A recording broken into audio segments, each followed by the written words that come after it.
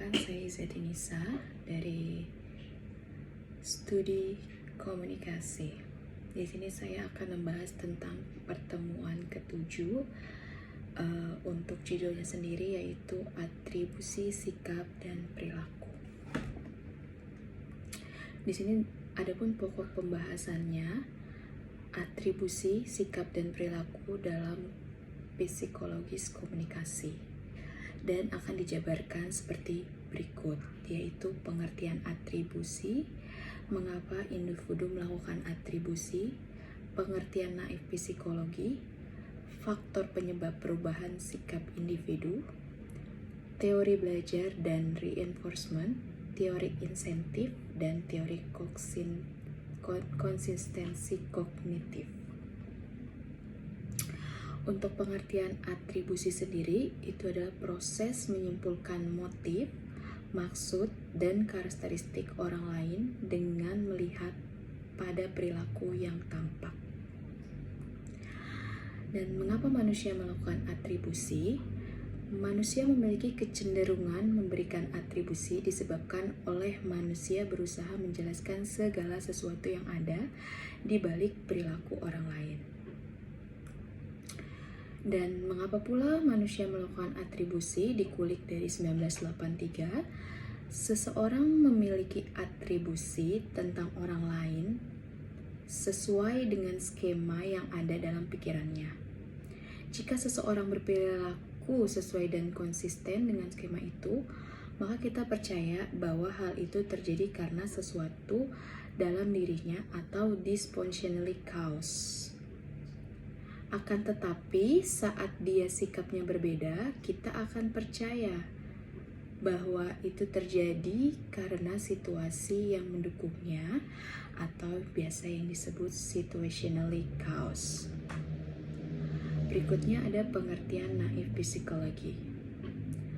Fritz Heider, seorang tokoh psikologi atribusi, mengemukakan bahwa dasar mencari penjelasan mengenai perilaku orang adalah akal sehat atau common sense. Hal ini disebut sebagai naif psikologi.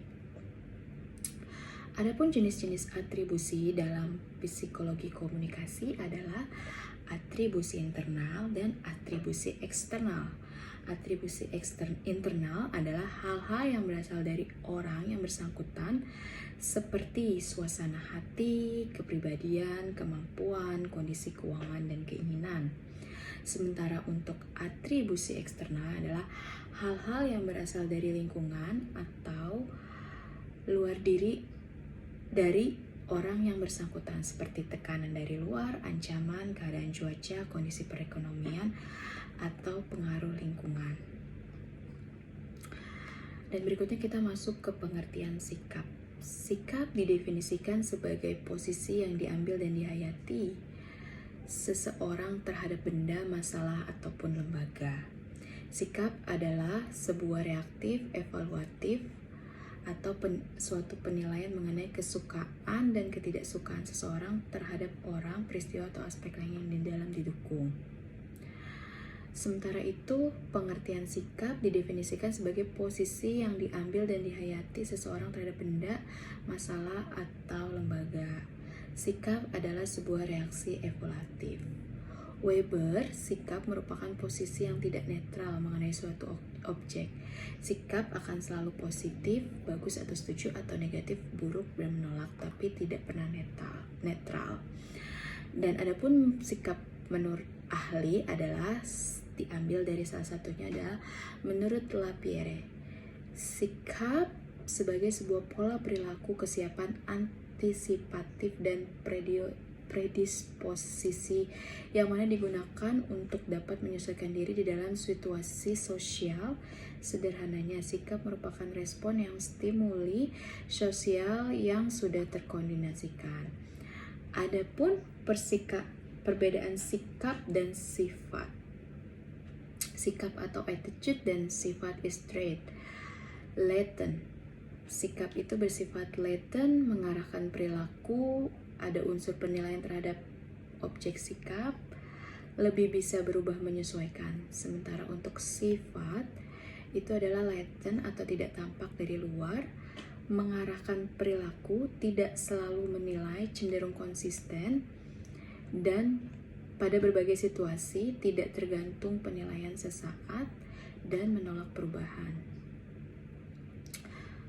Sikap yang dimiliki seorang berkembang dan karenanya dapat pula berubah. Perubahan sikap dapat disebabkan oleh pengalaman atau hal-hal baru yang diperoleh dari orang lain atau dari media massa. Komponen komunikasi persuasif yang mempengaruhi sikap yaitu sumber, pesan, audiens, dan efek situasional. Selanjutnya kita masuk ke teori belajar dan reinforcement. Sikap dapat dipelajari dengan menggunakan cara yang sama, seperti halnya kebiasaan lainnya. Orang-orang tidak hanya mendapatkan informasi dan fakta, namun juga mempelajari mengenai nilai dan perasaannya yang berkaitan dalam fakta tersebut. Individu dapat mendapatkan informasi serta perasaan melalui proses asosiasi, yang mana asosiasi ini berbentuk stimulus yang dapat muncul pada tempat dan kondisi yang sama. Adapun teori belajar dan reinforcement nantinya yang akan menimbulkan sikap pada sebuah benda yang sama halnya dengan manusia. Teori insentif memiliki pandangan dalam pembentukan sikap sebagai sebuah proses dalam menimbang baik serta buruknya dengan berbagai kemungkinan posisi dan setelah itu mengambil solusi alternatif. Salah satu pendekatan insentif yang cukup populer adalah teori respon kognitif. Teori insentif mengasumsikan jika seorang akan memberikan respon pada suatu komunikasi dengan menggunakan beberapa pikiran, baik itu positif maupun negatif. Teori konsistensi kognitif. Pendekatan konsistensi kognitif efektif. Pendekatan ini lebih menjelaskan pada usaha seseorang untuk membuat kognisi mereka lebih konsisten dibanding dengan afeksi mereka. Dan di sini saya akan membahas study case untuk contoh teori atribusi. Itu contohnya adalah misalnya seorang pelari yang sudah mengeluarkan upaya yang tinggi tetapi gagal mencapai balapan terakhir, kemudian mendorong dia untuk atribut kegagalan untuk kekurangannya. Upaya mungkin hanya menakut-nakuti dia.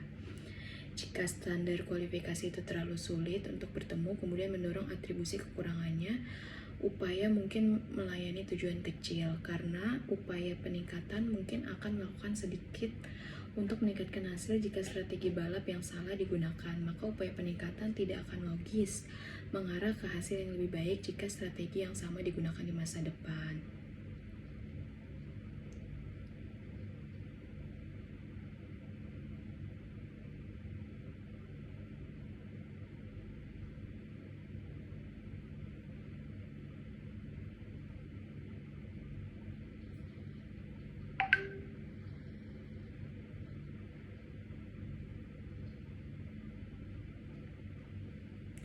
Adapun faktor lainnya itu seperti dari luar di dirinya, seperti dia mencuri. Mungkin dia mencuri itu karena terpaksa, entah nggak punya uang atau tidak bisa makan, makanya seorang itu mencuri. Atau bisa juga karena pengobatan untuk anaknya. Individu yang lain menyimpulkan bahwa seseorang itu melakukan tindakan karena sifat kepribadiannya yang suka mencuri, maka individu tersebut melakukan atribusi internal. Demikian hasil presentasi atau video yang dibuat untuk menuntaskan tugas akhir di mata kuliah psikologi komunikasi. Terima kasih.